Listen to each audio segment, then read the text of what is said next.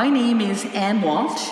I'm a lay missionary of the Most Holy Redeemer from St. John's, Newfoundland in Canada, and you're joining me in the Episcopal Library of the Archdiocese of St. John's. It was built in 1869 by John Thomas Mullock, our fifth bishop and a scholar from Limerick in Ireland. It's filled with 4,500 of his own books, and the oldest book we have goes back to 1524. But that's not why I'm welcoming you here. Every year, my favorite way of waiting for Christmas, preparing for Christmas, is to set up with some friends a display of 200 nativity sets, and we welcome people to join us through the season of Advent to look at the nativity sets. They're from all over the world. This year, our waiting is not the same as it has been in other years. Our waiting this year is in the shadow of a pandemic.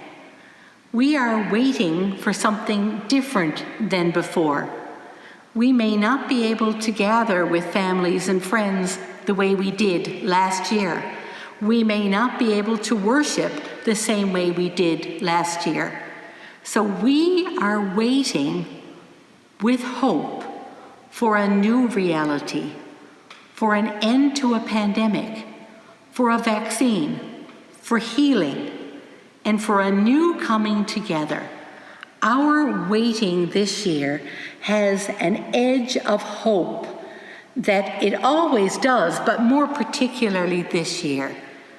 So, though we cannot welcome our friends and families into our homes, at least not the way we did, we long for the day when we can gather again. We long for the day when we can be together and celebrate.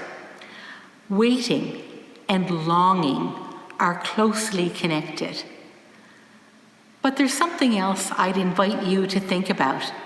As we wait for the coming of Christ, let's ponder how our waiting for Christ has to include the awareness that He is here among us already, not as a baby in a manger, but in the friends who come to visit, the friends who call us, who keep in touch on the internet by Zoom and FaceTime.